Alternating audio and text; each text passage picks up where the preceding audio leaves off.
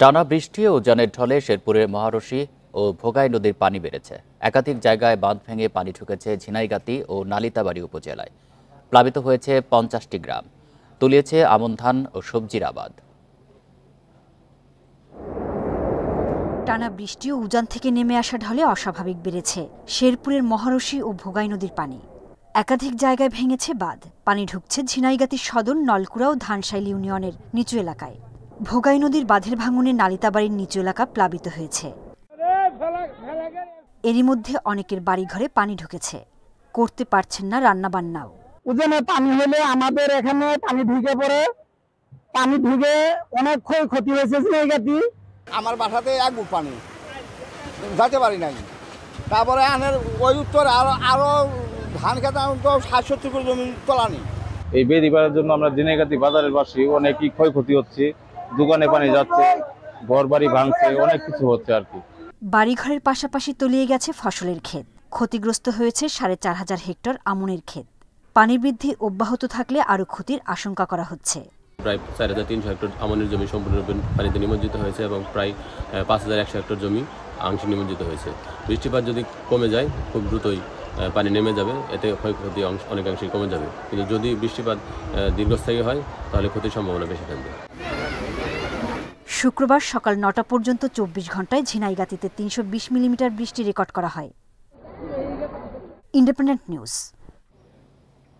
লালমনিরহাটে তিস্তা নদীর পানি কমলেও বেড়েছে ভয়াবহ ভাঙন। নদী ভাঙনে বিলীন তিস্তা পাড়ের শতাধিক পরিবার। ইতিমধ্যে বিলীন হয়েছে খুনিয়াগাছ, আদিতমারি ও হাতীবান্ধা উপজেলার শতাধিক পরিবার। ঘরবাড়িসহ বিভিন্ন স্থাপনা তিস্তায় বিলীন হয়েছে। হুমকির মুখে রয়েছে বিদ্যালয়, মসজিদ ও মাদ্রাসা।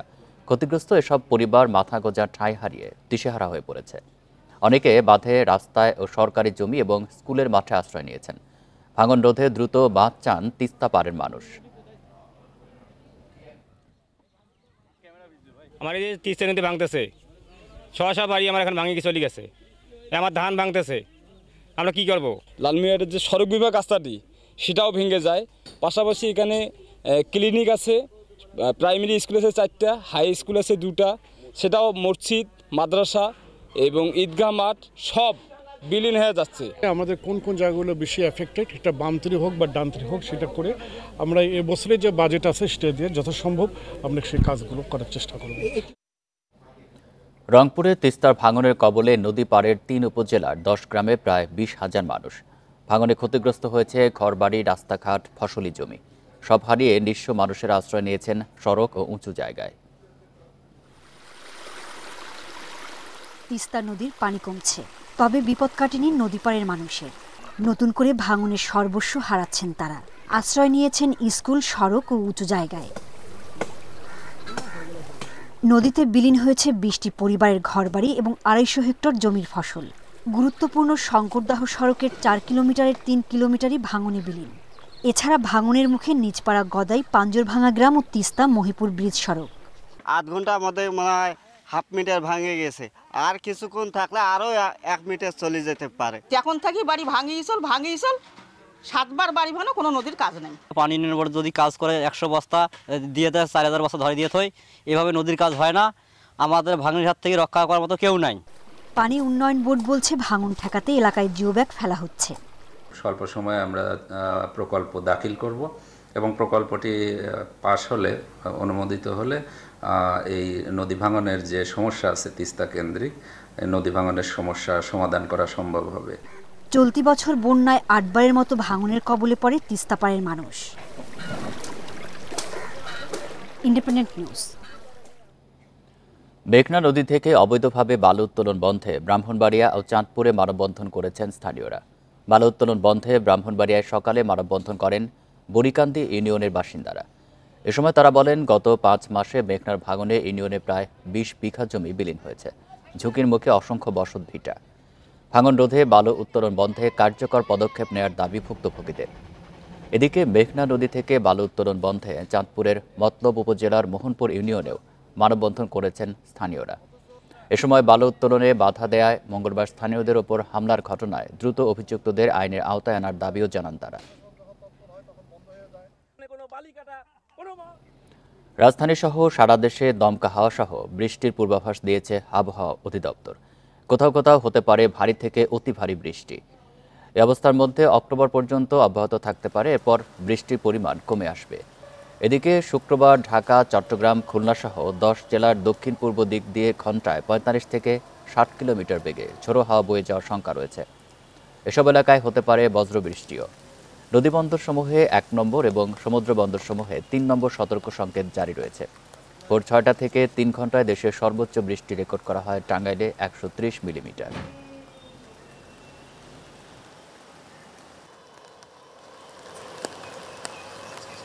এরকম আপনার টানা বৃষ্টি না হলেও আপনার থেমে থেমে অনেক জায়গায় ভারী বর্ষণ হওয়ার সম্ভাবনা আছে আগামী 2 থেকে 3 দিন।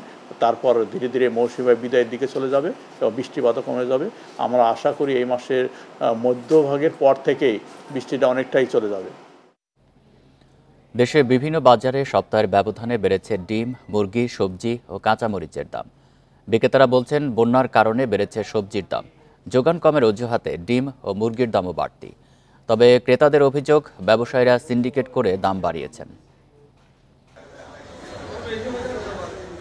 যোগান কম থাকার অজুহাতে চট্টগ্রামের বাজারগুলোতে বেড়েছে সবজির দাম।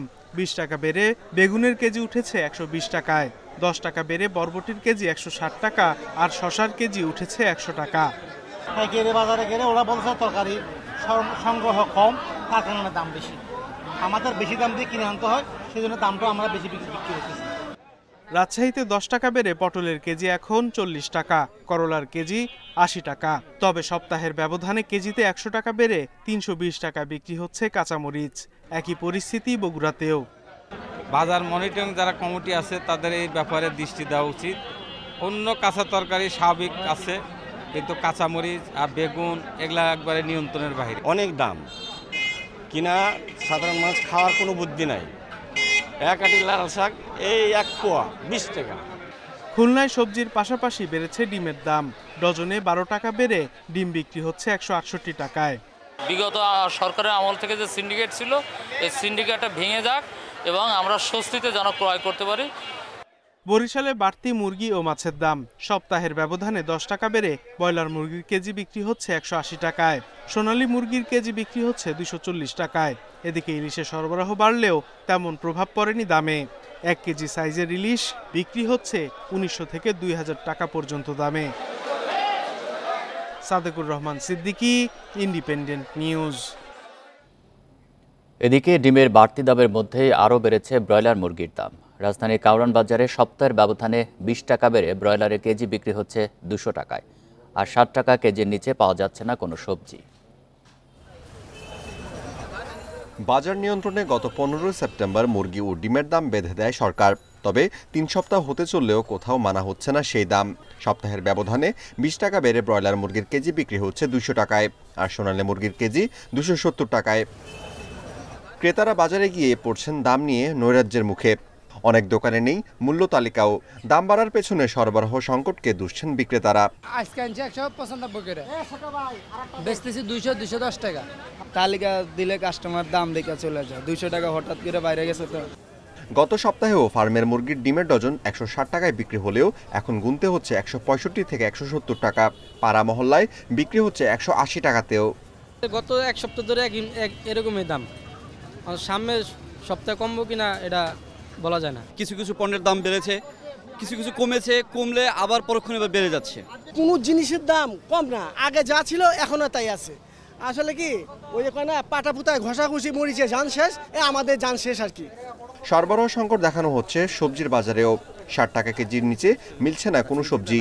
বেগুনের কেজি 100 থেকে 140 টাকা, কাঁচামরিচের কেজি বিক্রি হচ্ছে 320 টাকায়। 100 গ্রাম ধনেপাতা কিনতে গুনতে হচ্ছে 60 টাকা পর্যন্ত।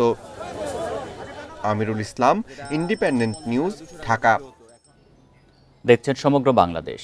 সম্পূর্ণ অটোমেটেড মেশিনে তৈরি সাপোর্ট ফাইবার গ্লাস শীট, ব্যবসা এবার হবেই হিট।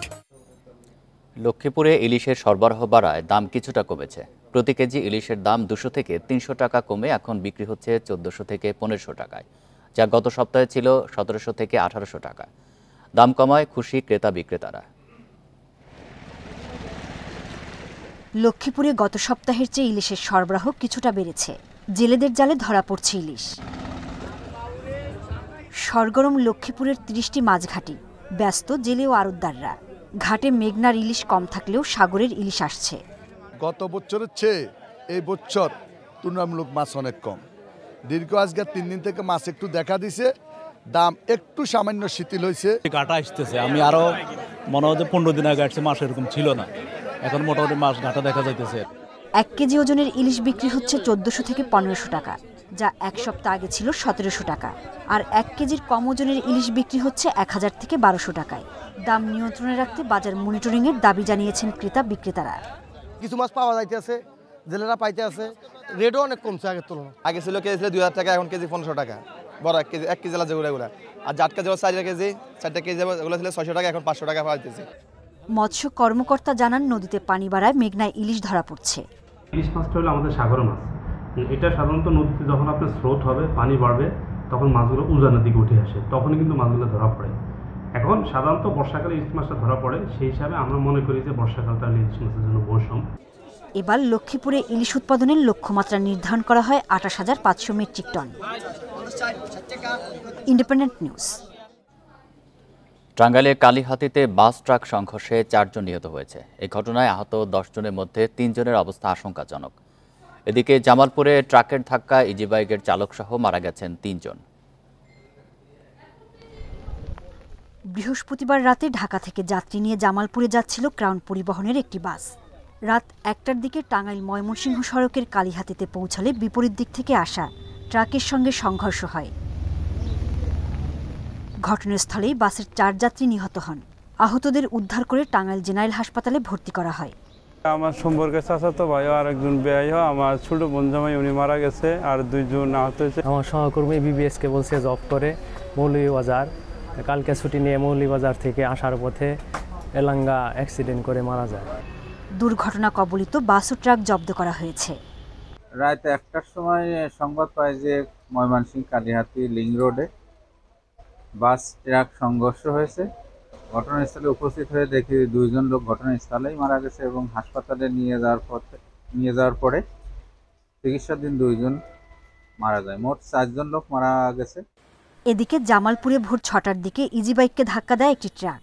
এতে ঘটনাস্থলেই মারা যান চালক রুকুন। হাসপাতালে নেয়ার পর মারা যান আব্দুল মালিক ও মোস্তাফিজুর রহমান। সোহেলি জাহান, independent news.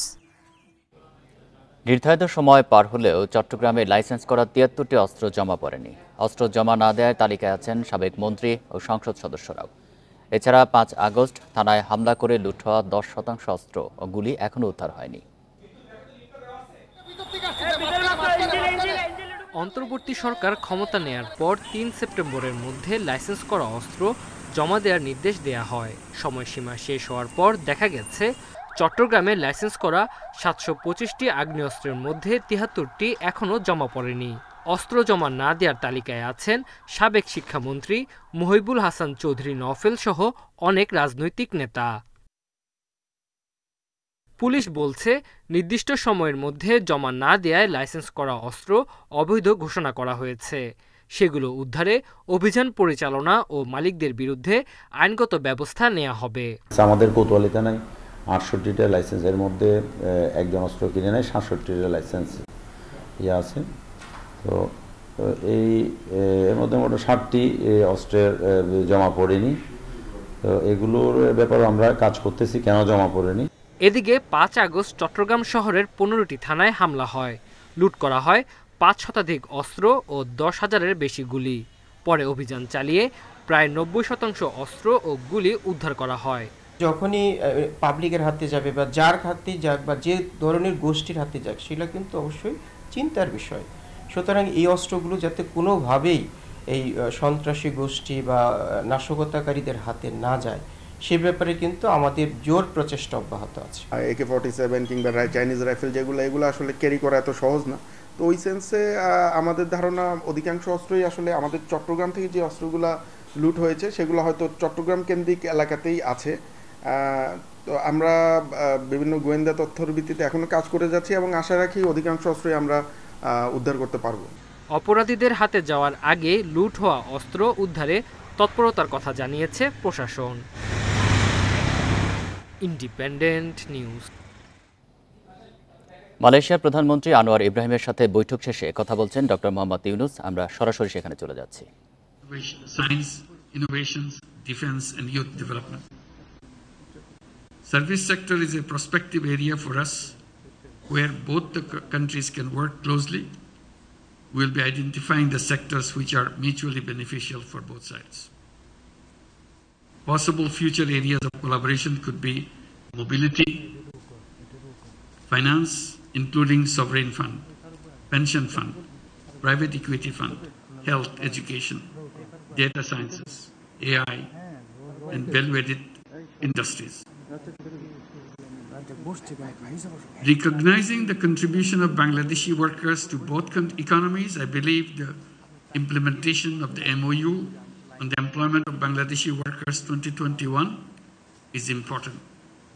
We also discussed the possibility of increasing workers and professional intake from Bangladesh and multiple entry visas for them. We highlighted exchange of higher educational experience through student exchange, faculty exchange, research projects and joint master's and doctoral programs.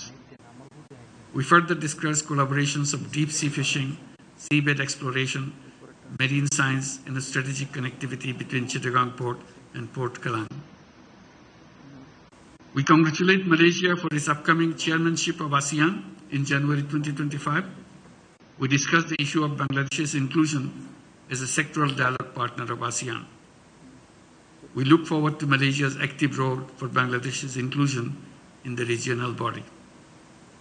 Finally, we express our firm commitment and determination to work closely to elevate our bilateral relations to a new height, consistent with the new Bangladesh. I thank you all. Thank you. Thank you, Excellency. মালয়েশিয়ার প্রধানমন্ত্রীর সাথে বৈঠক শেষে বক্তব্য রাখছিলেন doctor Mohammad Yunus. আমরা সরাসরি সেখানে ছিলাম। যাচ্ছি পরের খবরে। অতিরিক্ত যানবাহনের চাপ, বৃষ্টি ও সড়ক দুর্ঘটনার কারণে ঢাকা-টাঙ্গাইল বঙ্গবন্ধু সেতু মহাসড়কে দীর্ঘ যানজট তৈরি হয়েছে। ভোর থেকে বঙ্গবন্ধু সেতু থেকে টাঙ্গাইল সদর উপজেলার রাবনা বাইপাস এলাকায় তৈরি হয় প্রচণ্ড যানজট। পুলিশ জানিয়েছে, মহাসড়কটিতে অতিরিক্ত যানবাহনের চাপ ও টানা বৃষ্টির কারণে যানবাহনগুলো স্বাভাবিক গতিতে চলতে পারছে না।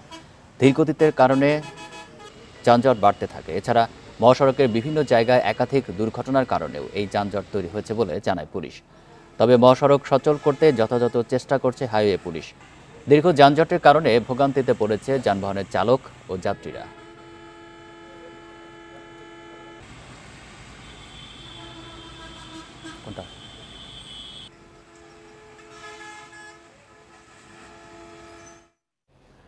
মালয়েশিয়ার প্রধানমন্ত্রী আনোয়ার ইব্রাহিম এই মুহূর্তে বক্তব্য রাখছেন। আমরা সরাসরি তার বক্তব্যে চলে যাচ্ছি। Use the occasion in the solitary confinement in prison to reread Gitanjali, and of course the essays and the short stories, which is well compelling, passionate, touch the heart and soul of men and women, on the marginalized, the poor, the less fortunate. And you, Professor Muhammad Yunus, symbolizes this passion. I know you for the last 4 decades, I suppose, as a person who have taken that initiative. Your lack of experience in governance, as they say, is nothing as compared to your strength. There is passion for the poor, marginalized, and for the people. And I think that is what we lack in this world today. You look at the situation in Gaza, now in Lebanon, what's lacking? Is deficit in humanity, in justice, in compassion. So thank you very much. I just feel like giving a lecture, I've been enough to go, but that's not the occasion. But I'm, of course, I mean, really, I took this initiative early enough to give you a call and give my support as a friend and as a nation that is friendly to Bangladesh, notwithstanding some controversies, some criticism, I do recognize that the fast progress that we have achieved, the economic success, and now the last year also you have seen this phenomenal growth and massive investments, Malaysia becoming the hub of semiconductor in the region, and becoming an attractive destination for investments in terms of data center and artificial intelligence. But can we deny, therefore, the role of Malaysian professionals, and to an extent, the role of many Bangladeshi workers? Now, that is why when you appeal for us to consider the issue of 7,000 or more who were duly registered, but then lost that opportunity because of the political development and uprising here, I will certainly give that a major consideration. At least the first phase, subject to all the conditions being met, can be taken as soon as possible. 18,000. Yeah, 18,000, but the first phase, once we satisfy, I think we'll do it at the fast track, first phase. Thank you. Since we require.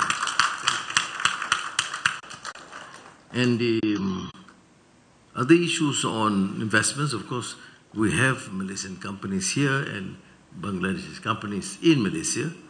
I think what we need to do, if we want this sort of comprehensive strategic partnership, then we should give some attention and preference to these companies, we in Malaysia, to the investments from Bangladesh, and you here too, to make sure that any teething problems be given a fast attention in a transparent manner. I share your vision. In Malaysia and my team, we assume our focus is governance, anti-corruption, and economic fundamentals. We do not compromise with this, because we don't need to associate political elite and political leaders assuming office to amass wealth and enrich themselves or their families or their cronies.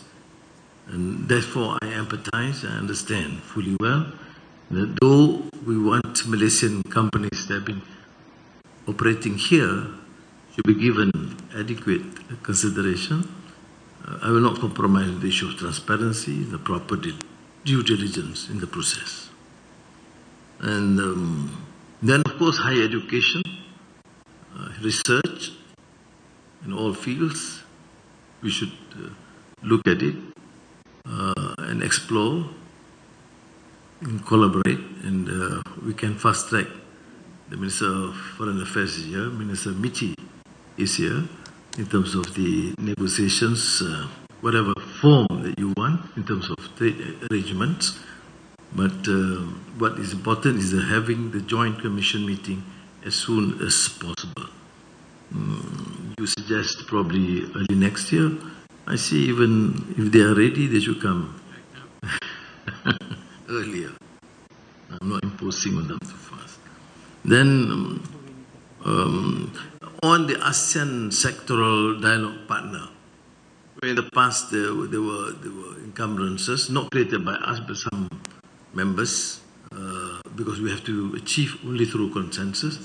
But let me assure you that I will give this some priority. যৌথ ব্রিফিংয়ে বক্তব্য রাখছিলেন মালয়েশিয়ার প্রধানমন্ত্রী আনোয়ার ইব্রাহিম। আমরা সরাসরি সেখানে ছিলাম। শুধু পানিটাই ঠান্ডা। পলিক্লিন টেকনোলজিতে তৈরি 3 স্তর বিশিষ্ট সেরাকুল ওয়াটার ট্যাঙ্ক। অতিরিক্ত যানবাহনের চাপ, বৃষ্টি ও সড়ক দুর্ঘটনার কারণে ঢাকা-টাঙ্গাইল বঙ্গবন্ধু সেতু মহাসড়কে দীর্ঘ যানজট তৈরি হয়েছে। সড়ক পরিস্থিতি জানাতে টাঙ্গাইল থেকে যুক্ত হচ্ছেন সহকর্মী মামুনুর রহমান। মামুনুর, এই মুহূর্তে যানজটের পরিস্থিতি জানাবেন। আর যানবাহন নিয়ন্ত্রণে আইনশৃঙ্খলা বাহিনীর কোনো তৎপরতা আছে কিনা সেখানে?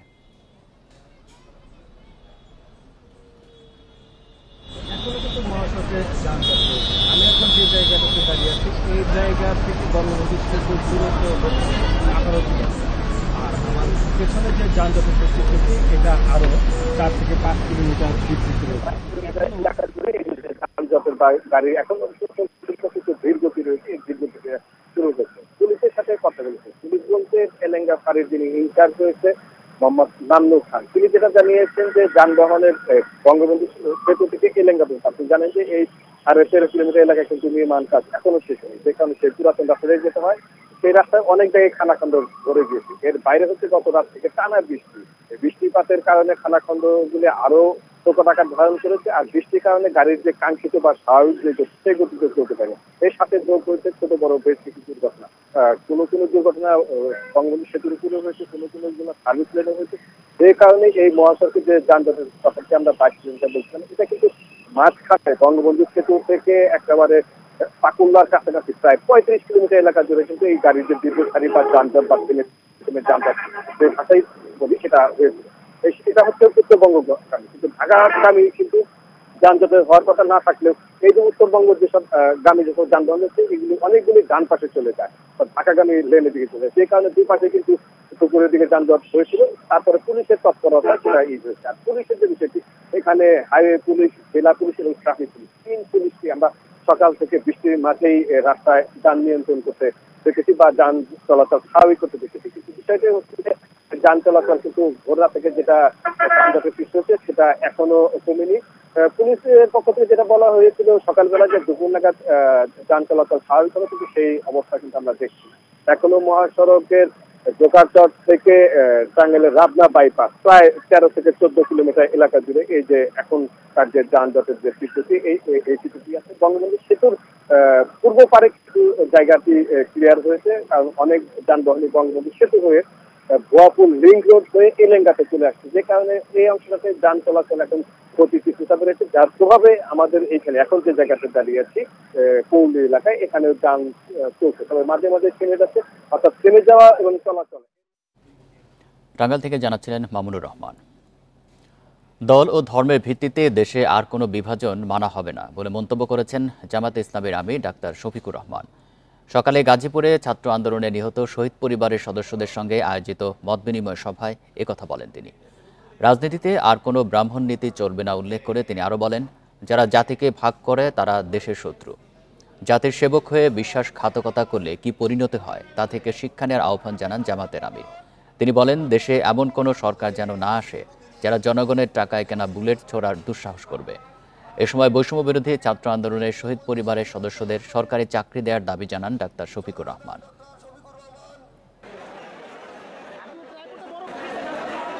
দলের ভিত্তিতে, ধর্মের ভিত্তিতে, গোষ্ঠীর ভিত্তিতে আমরা কাউকে আর জাতিকে ভাগ করার সুযোগ দেব না। জাতিকে তারাই ভাগ করে যারা জাতির দুশ্মন। জাতির যারা বন্ধু তারা কখনো তার জাতিকে ভাগ এবং বিভক্ত করতে পারে না। চট্টগ্রামের মিরসরাইয়ে ঝর্ণায় ডুবে 2 পর্যটকের মৃত্যু হয়েছে। নিখোঁজের কয়েক ঘন্টা পর রূপসী ঝর্ণা থেকে তাদের মরদেহ উদ্ধার করে ফায়ার সার্ভিস। পুলিশ জানায়, সকালে নারায়ণগঞ্জ থেকে 14 জনের একটি দল সকালে ঝর্ণা দেখতে আসেন। দুপুর 1টার দিকে ঝর্ণার কুয়ার মধ্যে নেমে পড়ে নিখোঁজ হন মুস্তাফিজুর ও মাহবুবুর রহমান নামে 2 পর্যটক। খবর পেয়ে পুলিশ, ফায়ার সার্ভিস ও স্থানীয়রা মিলে কয়েক ঘন্টার চেষ্টায় তাদের মরদেহ উদ্ধার করেন। এর আগে গত সপ্তাহে মিরসরাইয়ে খোয়াছড়া ঝর্ণায় নেমে পাথরের আঘাতে মৃত্যু হয় ঢাকা থেকে যাওয়া এক ব্যাংক কর্মকর্তার।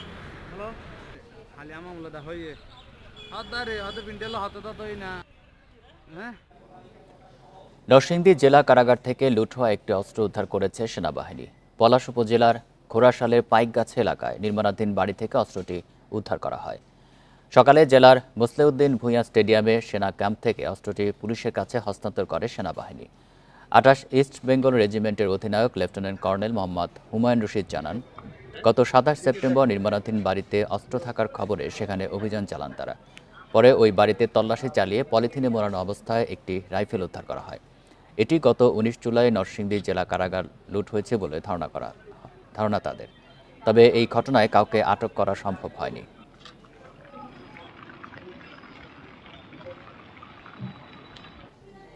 মুন্সিগঞ্জের শ্রীনগরে নিখোঁজের একদিন পর পুকুর থেকে এক ইউনিয়ন আওয়ামী লীগ নেতার মরদেহ উদ্ধার করেছে পুলিশ।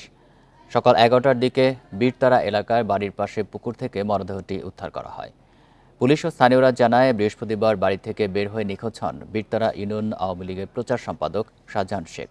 আজ সকালে পুকুরে তার মরদেহ ভাসতে দেখে পুলিশে খবর দেয় স্থানীয়রা। পরে পুলিশ মরদেহ উদ্ধার করে মর্গে পাঠায়। নিহতের স্ত্রীর দাবি, মাদকাসক্ত ছিলেন শাহজাহান। কারো সঙ্গে কোনো বিরোধ ছিল না তার।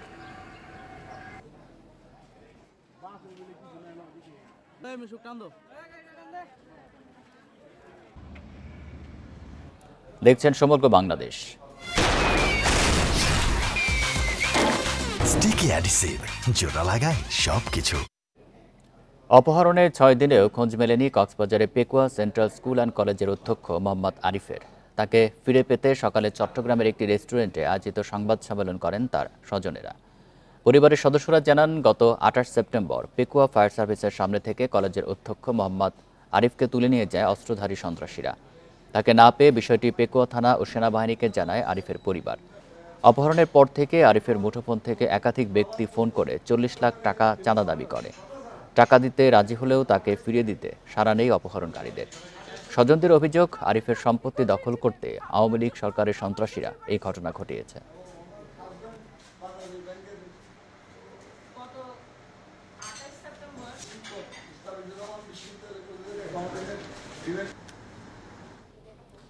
পঞ্চগড়ে বোদায় নিখোঁজের দুদিন পর করতোয়া নদী থেকে শফিকুল ইসলাম নামে এক ব্যক্তির মরদেহ উদ্ধার করা হয়েছে। সকালে উপজেলার বামনহাট ইউনিয়নের করতোয়া নদী থেকে মরদেহ উদ্ধার করা হয়। পুলিশ জানায়, বড়শশী ইউনিয়নের সামেরডাঙ্গা গ্রামের কৃষক শফিকুল ইসলাম বুধবার থেকে নিখোঁজ ছিলেন। পরদিন পরিবারের পক্ষ থেকে বোদা থানার পুলিশকে মৌখিকভাবে জানানো হয়। শুক্রবার সকালে করতোয়া নদীতে গলায় কাপড় পেঁচানো মরদেহটি দেখতে পান স্থানীয়রা। পরে পুলিশ এসে মরদেহ উদ্ধার করে ময়নাতদন্তের জন্য পঞ্চগড় আধুনিক সদর হাসপাতালে পাঠায়। শ্বাসরোধে হত্যার পর মরদেহ নদীতে ফেলা হতে পারে বলে ধারণা পুলিশের। এই ঘটনায় মামলার প্রস্তুতি চলছে বলে জানায় পুলিশ।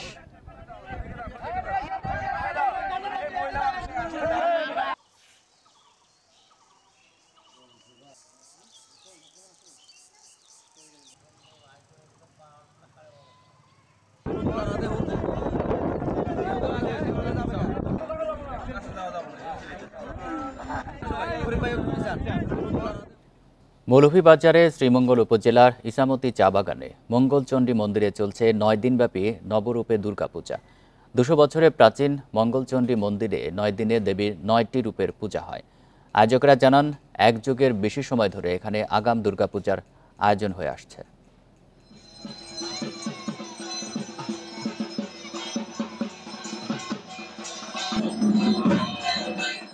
সনাতন ধর্মাবলম্বীদের সবচেয়ে বড় উৎসব দুর্গাপূজা আগামী 9 অক্টোবর মহাষষ্ঠীর মধ্য দিয়ে শুরু হবে। তবে মৌলভীবাজারের শ্রীমঙ্গল উপজেলার ইছামতি চা বাগানে 3 অক্টোবর সকালে দেবী দুর্গার শৈলপুত্রী রূপের পূজার মাধ্যমে শুরু হয়েছে 9 দিনব্যাপী দুর্গাপূজা। আয়োজকরা জানান, পৌরাণিক নিয়ম অনুযায়ী আগামী নবমী তিথি পর্যন্ত ব্রহ্মচারিণী, চন্দ্রঘণ্টা, কুষ্মান্ডা, স্কন্ধমাতা, কাত্যায়িনী, কালরাত্রি, মহাগৌরী ও সিদ্ধিদাত্রী রূপে পূজা করা হবে দেবীকে। 9 জন দুর্গার নাম আছে, সেই 9 জন দুর্গার নাম অনুসারে আমরা শান্তি পাওয়ার জন্য আমরা একটা এই অরণ্যভূমি মঙ্গলচণ্ডীর অরণ্যভূমিতে এই 9 দিন পূজা করিয়া থাকি। দেবী দুর্গার বিভিন্ন রূপের পূজা দেখতে দূর দূরান্ত থেকে ভিড় করছেন পুণ্যার্থীরা। 9 দিনের এই পূজাতে আমাদের অনেক ভালো লাগে।